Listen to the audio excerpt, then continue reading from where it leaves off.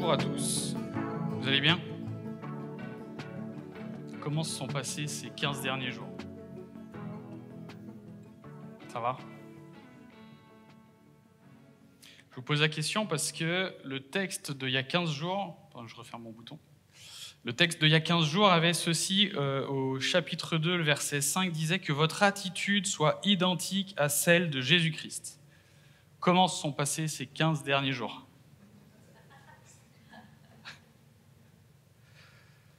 Bon, on ne va pas ramasser les copies, évidemment, mais c'est pour vous montrer l'importance du moment qu'on est en train, le passage qu'on est en train de lire, qui est particulièrement important dans cette lettre aux Philippiens.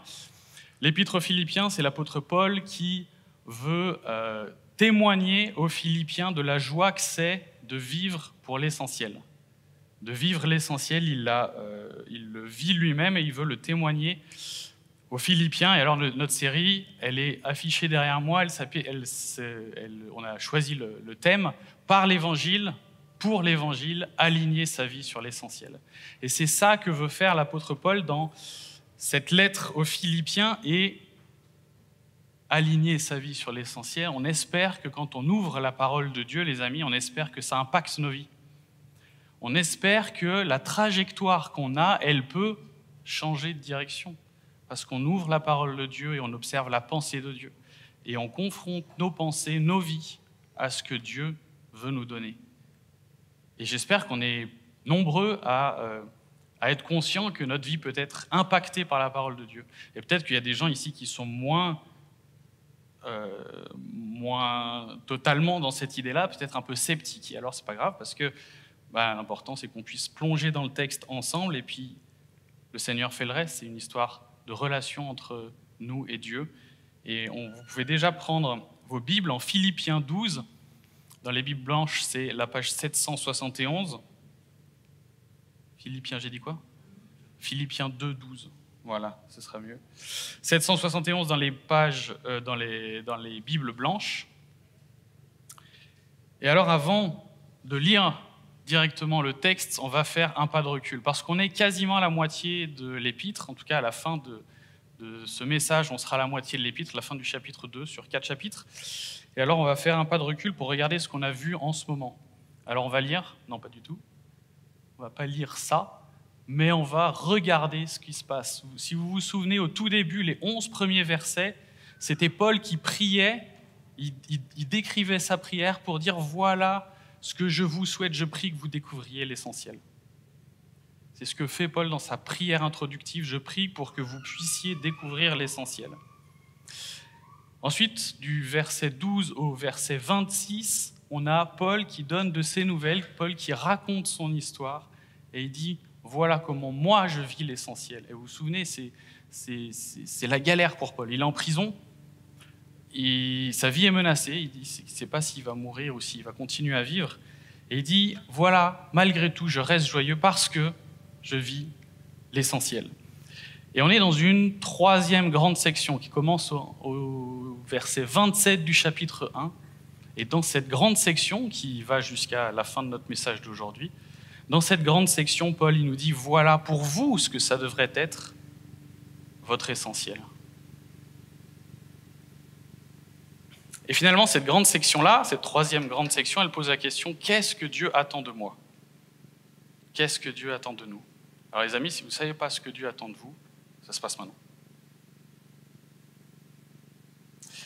Et plus spécifiquement, comme on est dans une seconde partie de cette grande troisième section, on affine encore la question, vous savez, c'est un peu comme les poupées russes, on affine un peu la question d'aujourd'hui, j'ai l'écran là, ça m'évitera de me retourner. La question d'aujourd'hui, c'est qu'est-ce que Dieu attend de mes œuvres? Qu'est-ce que Dieu attend de mes œuvres? Et ce n'est pas une question mystérieuse. La réponse, en tout cas, elle n'est pas mystérieuse. Ce n'est pas quelque chose d'inatteignable. Vous savez, souvent, ce genre de questions, ça fait référence à la volonté de Dieu. Et tout de suite, quand il y a la volonté de Dieu, oh là, il y a une espèce de nuage qui se lève et puis on ne sait pas trop de quoi on parle.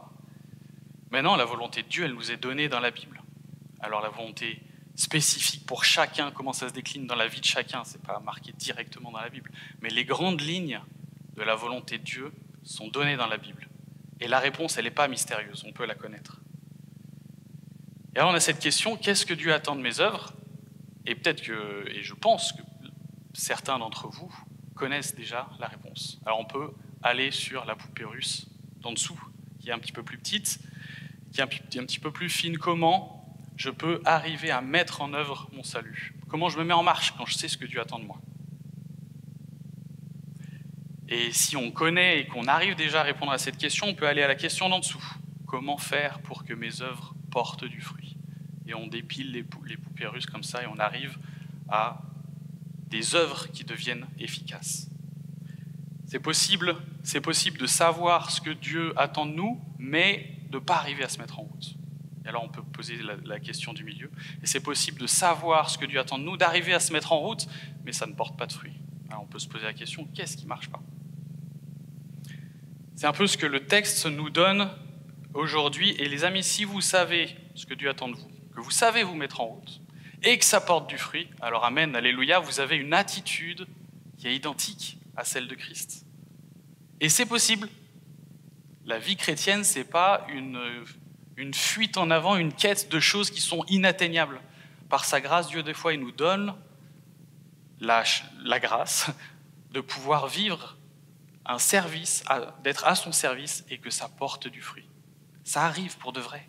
Et quand Paul il nous dit « Soyez joyeux avec moi », etc., lui, il le vit et il veut témoigner ça. Mais entre-temps, des fois, on n'a pas une attitude identique à celle de Christ. Ça nous arrive et probablement qu'on est coincé sur une de ces questions. Et alors Paul, pour adresser ces questions, il va faire un peu le boulot d'un entraîneur. Vous savez, un entraîneur avec son équipe, il fait deux choses, grosso modo, en général. Il sait ce qui est à faire, les bonnes pratiques. Alors il va voir son équipe et il dit « voilà ce qu'il faudrait faire ». Et puis en général, il va donner des exemples. Et il fait autre chose aussi, c'est qu'il regarde ce qui ne fonctionne pas dans l'équipe, ce qui ne fonctionne pas dans ce que les gens font. Vous savez, même des fois, ils font appel à la vidéo, on filme les entraînements et on regarde les entraînements pour corriger le geste, corriger la tactique, où est-ce qu'on se place sur le terrain, etc. Et donc Paul va faire ces deux choses. Et avant de lire le texte, une dernière remarque. Je disais, cette troisième grande section, elle commence au verset 27 du chapitre 1. Et voilà ce qu'on avait au verset 27 du chapitre 1. « Seulement conduisez-vous d'une manière digne de l'évangile du Christ, ainsi que je vienne vous voir ou que je sois absent. J'entendrai dire que vous tenez ferme, etc. » Et le verset continue. Ça, c'est la partie où Paul nous dit, dans votre vie chrétienne, voilà quelle attitude il faudrait avoir. Et regardez maintenant ce qu'il nous dit en 2,12, le début de notre texte. « Ainsi, mes bien-aimés, vous qui avez toujours obéi, non seulement quand j'étais présent, mais bien plus encore maintenant que je suis absent, mettez en œuvre votre salut avec crainte et profond respect. » Vous voyez comme ça résonne les deux? Paul, ce qu'il fait en gros, c'est qu'il dit que je sois absent ou que je sois présent, voilà à quoi doit ressembler votre vie chrétienne. Premièrement, conduisez-vous d'une manière digne de l'évangile, et ça c'est la partie par l'évangile, pour reprendre les thèmes de notre série. Et deuxièmement, que je sois présent ou que je sois absent, mettez en œuvre votre salut. Et c'est la partie pour l'évangile de notre série. Alors on va lire le texte, et comme notre texte, on vient de le voir, il commence par un « ainsi », ce petit mot « ainsi », ça veut dire que c'est fortement lié, il y a une connexion très directe avec ce qui se passe juste au-dessus. Et comme ce qui se passe juste au-dessus, c'est Philippiens 2 à 11, et c'est ce qu'on appelle l'hymne en l'honneur de Christ, c'est un passage absolument unique, fabuleux, qui parle de Christ, de son humiliation et de son exaltation. Et notre texte vient juste après, alors on va commencer la lecture déjà un petit peu au-dessus, à partir du verset 5. Et je lis la parole de Dieu. Que votre attitude soit identique à celle de Jésus-Christ. Lui qui est de condition divine, il n'a pas regardé son égalité avec Dieu comme un butin à préserver, mais il s'est dépouillé lui-même en prenant une condition de serviteur, en devenant semblable aux êtres humains. Reconnu comme un simple homme, il s'est humilié lui-même en faisant preuve d'obéissance jusqu'à la mort, même la mort sur la croix. C'est aussi pourquoi Dieu l'a élevé à la plus haute place et lui a donné le nom qui est au-dessus de tout nom, afin qu'au nom de Jésus, chacun plie le genou dans le ciel, sur la terre et sous la terre, et que toute langue reconnaisse que Jésus-Christ est le Seigneur, à la gloire de Dieu le Père. Ainsi, mes bien-aimés, c'est notre texte, ainsi, mes bien-aimés, vous qui avez toujours obéi, non seulement quand j'étais présent, mais bien plus encore maintenant que je suis absent, mettez en œuvre votre salut avec crainte et profond respect. En effet, c'est Dieu qui produit en vous le vouloir et le faire pour son projet bienveillant. Faites tout sans murmure ni contestation afin d'être irréprochables et purs, des enfants sans défaut au milieu d'une génération perverse et corrompue. C'est comme des flambeaux dans le monde que vous brillez parmi eux en portant la parole de vie. Je pourrais alors être fier le jour de Christ de n'avoir pas couru ni travaillé pour rien. Et même si mon sang doit couler pour le sacrifice et le service de votre foi, j'en suis heureux et je m'en réjouis avec vous. Vous aussi, soyez de même heureux et réjouissez-vous avec moi. J'espère dans le Seigneur vous envoyer bientôt Timothée, afin d'être moi-même encouragé par les nouvelles que j'aurai de vous. Car je n'ai personne qui partage mes sentiments pour prendre vraiment votre situation à cœur. Tous, en effet, cherchent leurs propres intérêts et non ceux de Jésus-Christ. Vous savez que Timothée a fait ses preuves en se consacrant au service de l'Évangile avec moi, comme un enfant avec son père. J'espère donc vous l'envoyer dès que je serai au clair sur ma situation. Et j'ai confiance dans le Seigneur que moi aussi, je viendrai bientôt. J'ai cependant estimé nécessaire de vous renvoyer mon frère Épaphrodite, mon collaborateur et mon compagnon de combat que vous aviez envoyé afin de pourvoir à mes besoins. Il désirait vous revoir tous et se tourmentait parce que vous aviez appris sa maladie. Il a été malade, en effet, tout près de la mort. Mais Dieu a eu pitié de lui, et non seulement de lui, mais aussi de moi, afin que je n'aie pas tristesse sur tristesse. Je m'empresse donc de le renvoyer pour que vous puissiez vous réjouir de le revoir et que je sois moi-même moins triste. Accueillez-le dans le Seigneur avec une joie sans réserve et ayez de l'estime pour de tels hommes. En effet, c'est pour l'œuvre de Christ qu'il a été près de la mort. Il a risqué sa vie afin de vous remplacer dans le service que vous ne pouviez me rendre. Jusqu'ici la parole de Dieu. Alors comme on l'a dit, le Seigneur attend des choses de nous. Et comme on vient de le dire, Dieu veut nous utiliser pour son projet bienveillant. Dieu veut nous utiliser pour son projet bienveillant. On va faire 2 remarques courtes sur ce texte. Et on va même commencer par la deuxième partie, on va commencer par les versets 19 à 30, ce que Dieu attendait de Timothée et d'Épaphrodite. Et ensuite les versets 12 à 17, ce que Dieu attend de nos œuvres. D'abord ce que Dieu attendait de Timothée et d'Épaphrodite et ce que Dieu attend de nos œuvres. Et je vais prier. Seigneur Dieu, merci pour ce texte, merci pour ta parole et Seigneur, merci pour ton œuvre, toi qui es venu t'humilier sur cette terre, prendre la forme d'un homme comme un serviteur. Et Seigneur, on se réjouit que tu sois exalté, que tout genou fléchisse devant toi. Et aujourd'hui, Seigneur, on veut te demander que nos cœurs fléchissent devant toi, devant ta parole. Donne-nous un cœur incliné pour que nos vies soient impactées. Je prie au nom de Jésus. Amen. Alors, Philippiens, on l'a déjà dit, c'est rempli d'exemples. Paul, il se donne en exemple lui-même. Il va même jusqu'à dire à un moment, soyez mes imitateurs. J'ai du mal à concevoir l'assurance qu'il a pour dire quelque chose comme ça, mais c'est vraiment ça. Paul, il dit, soyez mes imitateurs, tellement il est sûr de lui, de ce qu'il vit avec Jésus. Il y a l'exemple de Jésus qu'on vient de lire, magistral, parfait, Jésus qui se fait serviteur. Et là, il nous donne des nouvelles de Timothée et d'Épaphrodite. Alors, on connaît un petit peu Paul, s'il nous donne des nouvelles de Timothée et d'Épaphrodite, ce n'est pas pour nous parler des trous dans les chaussettes de Timothée ou du score du Sudoku d'Épaphrodite. Il a une intention, quelque chose d'important qu'il veut nous transmettre quand il nous donne des nouvelles de ces deux collaborateurs. Alors, il y aurait plein de choses à dire en ecclésiologie, tout ce qui concerne l'Église sur cette partie. Il y aurait plein de choses à dire en missiologie, tout ce qui concerne la mission. On n'a pas le temps de regarder tout ça, on va regarder l'attitude de ces deux serviteurs essentiellement. Et alors, Timothée, on sait, c'est un collaborateur proche de Paul, au point où il dit, il le prend comme son enfant spirituel. Et alors, ce qu'il dit au sujet de Timothée, c'est que Timothée se préoccupe des Philippiens et qu'il s'est consacré au service de l'Évangile. Vous avez ça au verset 22, si vous voulez regarder avec moi.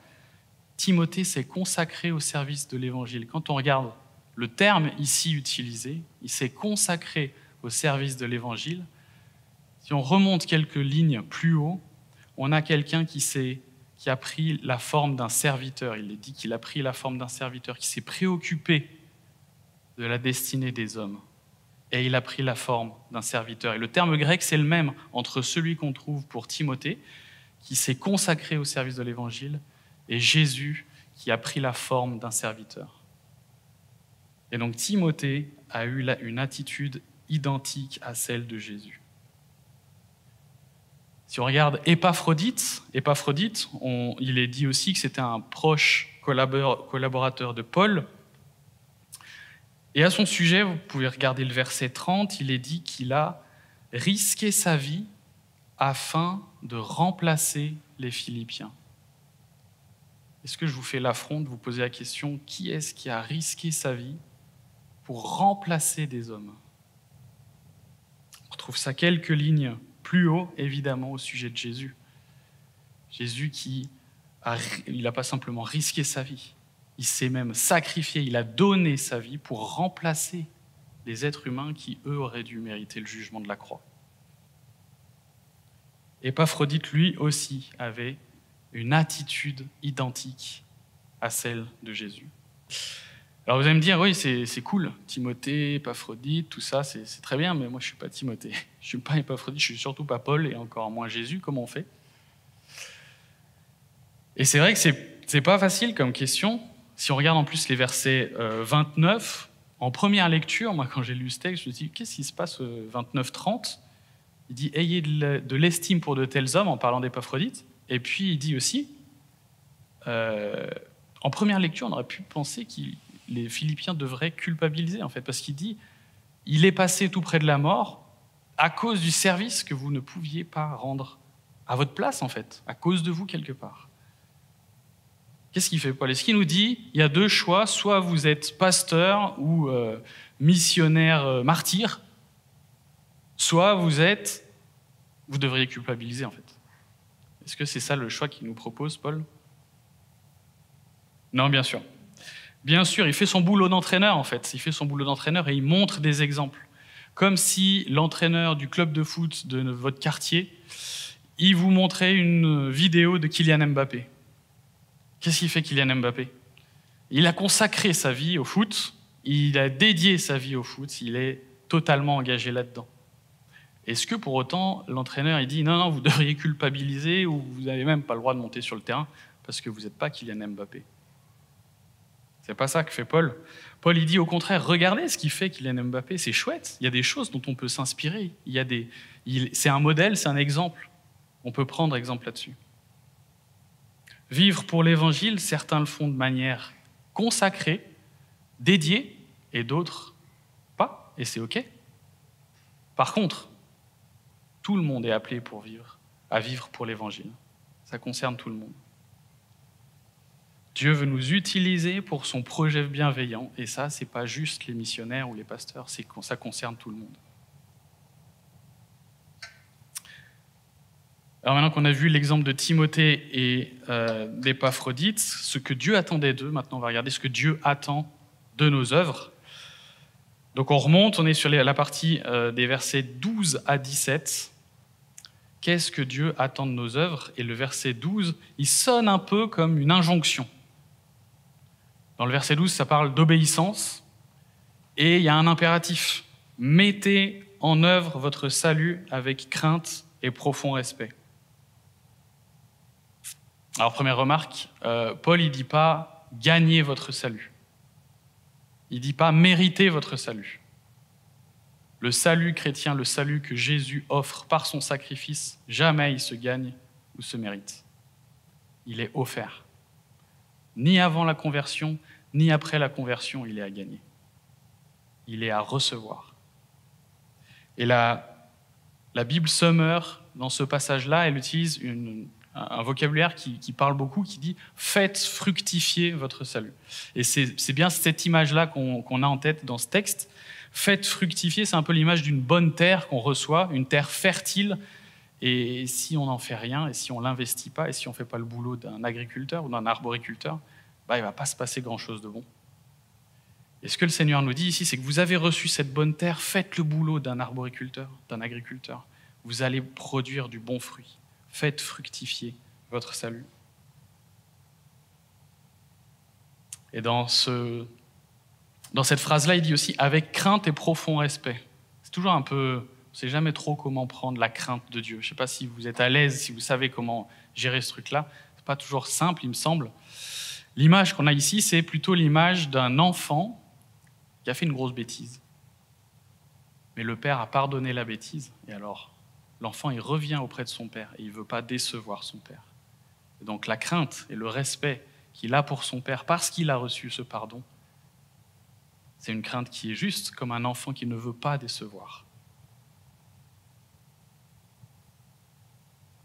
Et on continue, et on arrive sur notre idée principale là-dedans que Dieu veut nous utiliser pour son projet bienveillant, au verset 13. Dieu veut nous utiliser pour son projet bienveillant. Ce n'est pas tout de suite explicite si vous regardez le texte. On ne sait pas exactement de quoi il parle tout de suite. Et alors on va faire des pointillés sur le texte. C'est un petit peu comme si, au verset 12, il nous dit « Mettez en œuvre votre salut », verset 13, « pour le projet bienveillant de Dieu », verset 14, c'est-à-dire, et là il donne le détail, « Mettez en œuvre votre salut pour le projet bienveillant de Dieu, c'est-à-dire faites tout sans murmure ni contestation, afin d'être irréprochables et purs, des enfants de Dieu sans défaut, au milieu d'une génération perverse et corrompue. C'est comme des flambeaux dans le monde que vous brillez parmi eux en portant la parole de vie. » Le projet bienveillant de Dieu, c'est tout ça avec comme objectif qu'on porte la parole de vie.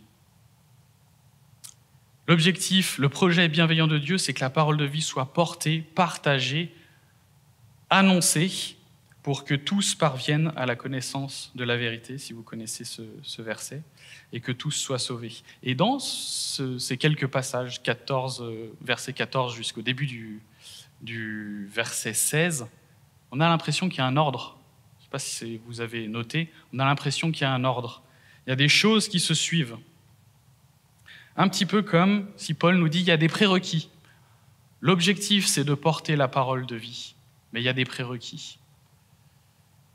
Obéir sans contestation et avoir un bon témoignage. En synthèse, 14-15, ça donne un petit peu ça. Est-ce que ça veut dire qu'il faut attendre d'être parfait pour parler de Jésus, pour parler de la bonne nouvelle ? Non, ça ne dit pas ça. Il ne faut pas attendre d'être parfait pour pouvoir partager Jésus. Par contre, dans ce texte, Paul nous dit, on veut voir un contraste. Il y a une génération perverse et corrompue, et il y a des enfants de Dieu qui brillent. Pour porter la parole de vie, on veut voir un contraste. Je ne peux pas aller parler de la transformation, d'une vie transformée par le salut de Jésus en ayant de l'immoralité sexuelle dans ma vie, en ayant du mensonge, en ayant de la colère, de la violence. On veut voir un contraste entre les deux. Ça fait partie de notre témoignage de vie. Alors les amis, pour résumer, ce que Dieu attend de nos œuvres, c'est qu'on réponde à ce qu'il a déjà fait pour nous.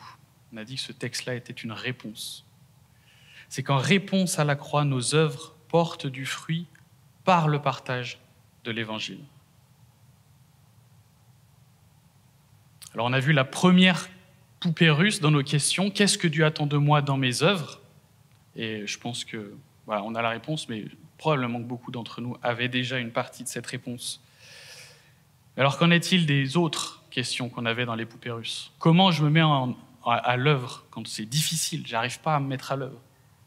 Comment je fais pour que ce que je mets à l'œuvre, ça porte du fruit? Et c'est pas toujours le cas. Des fois c'est difficile, des fois ça patine, des fois on comprend pas. Le texte, il martèle pas beaucoup de choses là-dessus, mais il y a un détail quand même qui nous est donné.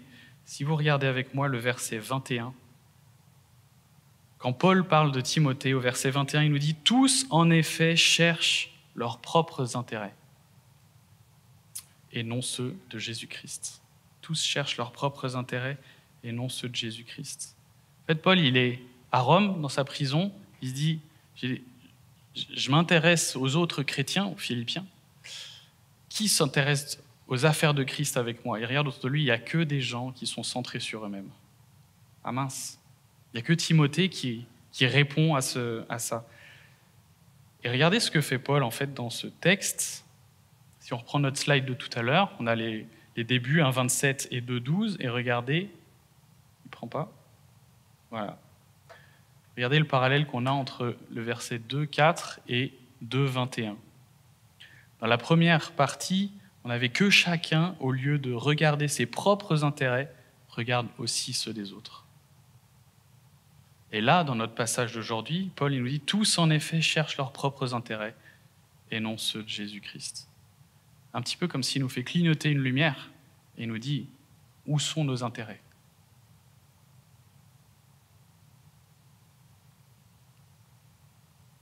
Si je sais ce que Dieu attend de moi et que je n'arrive pas à me mettre en marche, je n'arrive pas à me mettre à l'œuvre, je n'arrive pas à mettre à l'œuvre mon salut, peut-être qu'il y a un problème dans le paramétrage de mes intérêts. Et ça vaut le coup de visiter cette question-là. Si je sais ce que Dieu attend de moi, que j'arrive à me mettre à l'œuvre, mais que ça ne marche pas, que ça ne porte pas du fruit, peut-être, ce n'est pas systématique, mais peut-être qu'il y a un problème dans les intérêts que j'ai. Je ne sais pas si ça résonne chez vous sur des situations de vie quand on le dit comme ça. Chez moi, ça résonne fort, il y a plein de choses qui reviennent. Ça résonne sur plusieurs situations où je suis dans cette situation. « Seigneur, je sais ce que tu veux que je fasse. Feu, on y va, allons-y. » Et le Seigneur, il me dit, tes motivations, elles sont où? Tes intérêts, ils sont comment? Ils sont où? Et alors, je vois que ça ne porte pas le fruit que j'aimerais. Alors, je dois revenir au pied de Jésus en disant, Seigneur, pardon. Pardon parce que mes intérêts sont passés d'abord. Pardon parce que mon confort, mon plaisir, mon épanouissement, ma sécurité, tout ça s'est passé avant. Et le Seigneur, il pardonne. Et plus que ça, le Seigneur, et ça on le voit à plusieurs endroits dans la Bible, c'est merveilleux, le Seigneur, il nous relève. Là où nous sommes particulièrement défaillants, le Seigneur, il nous relève. Regardez avec moi le verset 13. « En effet, c'est Dieu qui produit en vous le vouloir et le faire pour son projet bienveillant. » Comme si le Seigneur, il voyait à quel point on peut être défaillant dans certains endroits. Et il dit, là, je vais les aider, je vais les relever. La providence de Dieu, elle va jusque-là. Elle vient nous soulever, nous aider là où nous sommes particulièrement défaillants. Produire le vouloir et le faire, ça veut dire être opérant en nous, travailler en nous. Alors, est-ce que finalement, on n'est que des pantins? Il y a la volonté divine qui vient, qui s'impose à nous, et on exécute simplement la volonté divine. Ben non. Ce texte, il fonctionne avec... Paul il nous donne un impératif, il dit « Mettez à l'œuvre votre salut ». Donc c'est quelque chose qui vient de nous et qui doit partir dans cette direction. C'est mes pensées à moi, elles ont d'abord été transformées parce que le Seigneur est venu appliquer dans mon cœur. Alors c'est un peu difficile, moi je trouve que c'est un des sujets les plus difficiles dans la vie chrétienne, c'est de savoir quelle est la part que moi je dois faire et quelle est la part où je dois débrayer et laisser le Seigneur faire. C'est vraiment difficile ça dans la vie chrétienne. Je ne sais pas s'il y a des experts ici, mais moi je ne suis pas du tout expert là-dedans. Mais on peut, et si on regarde en plus cette question-là avec cette question de l'intérêt, on a à l'écran là, la petite lumière qui s'allume, où sont nos intérêts, c'est un petit peu, il faut qu'on arrive à y voir un peu plus clair. Alors, j'ai essayé de faire des petits schémas qui pourraient représenter la question. On se dit, mon intérêt, il pourrait être comme ça. C'est une jauge, on a 100%, et là on a un 80-20. 80% de mes intérêts, ils sont centrés sur moi, et puis je laisse un petit 20% pour le Seigneur. On se dit, c'est pas terrible, on peut faire mieux. Alors, on se dit, si on inverse le truc, on a 20% pour moi, et puis je laisse 80% pour le Seigneur. Et ça serait cool. Mais je crois que le royaume de Dieu, il ne fonctionne pas comme ça. Le royaume de Dieu, il fonctionne plutôt, à la lumière du texte qu'on a lu aujourd'hui, le royaume de Dieu, il fonctionne plutôt comme ça. Christ, il est venu, il a donné tout son intérêt pour nous. Il a quitté sa gloire divine et il est devenu homme pour prendre mes intérêts totalement. Et alors, en retour, mon intérêt, il peut ressembler à ça. Et c'est un petit peu ce que nous dit ce texte. Et la parole de Dieu va même encore plus loin, si vous vous rappelez de ce verset dans Matthieu 6 qui dit « Cherchez d'abord le royaume de Dieu et sa justice, et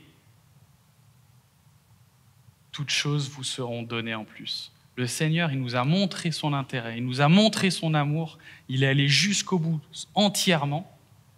Et s'il l'a fait une fois, c'est pas pour juste lâcher et puis après regarder comment ça se passe. Il prend encore nos intérêts entièrement et complètement à cœur pour nous aimer. C'est pourquoi nous, en retour, on peut avoir cette démarche-là, de centrer nos intérêts sur ceux de Christ. Alors on arrive à la fin de ce message. Est-ce qu'on peut distribuer la scène ? On peut distribuer la scène et pendant ce moment de scène, je vous propose deux questions de réflexion en rapport avec tout ce qu'on vient de dire. Je vais les afficher. Est-ce qu'il y a des choses dans ma vie qui bloquent le vouloir et le faire que Dieu veut déposer dans mon cœur ? Et s'il y a des choses dans ma vie qui bloquent le vouloir et le faire que Dieu veut déposer dans mon cœur, où sont mes intérêts à cet endroit-là ? Alors ce qu'on va faire, c'est que, comme notre texte est une réponse à cet hymne dans les versets 5 à 11, de la description de l'humiliation et de l'exaltation de Jésus, on va relire pour que notre réponse puisse être aussi une réponse à ça. Et alors si ce qu'on va lire dans un instant, c'est une réalité dans votre vie, alors je vous propose de prendre le repas du Seigneur avec nous. Si ce n'est pas une réalité dans votre vie, dans ce cas-là, vous pouvez simplement laisser passer les éléments. Je vais lire le texte, on prend quelques minutes de réflexion, puis quand vous le sentez, quand vous sentez-vous libre de prendre le pain et prendre le vin. Je lis Philippiens 2, 5 à 11 encore. Que votre attitude soit identique à celle de Jésus-Christ. Lui qui est de condition divine, il n'a pas regardé son égalité avec Dieu comme un butin à préserver, mais il s'est dépouillé lui-même en prenant une condition de serviteur, en devenant semblable aux êtres humains. Reconnu comme un simple homme, il s'est humilié lui-même en faisant preuve d'obéissance jusqu'à la mort, même la mort sur la croix. C'est aussi pourquoi Dieu l'a élevé à la plus haute place et lui a donné le nom qui est au-dessus de tout nom, afin qu'au nom de Jésus, chacun plie le genou dans le ciel, sur la terre et sous la terre, et que toute langue reconnaisse que Jésus-Christ est le Seigneur, à la gloire de Dieu le Père. Prenons un instant pour méditer ces questions et ce texte.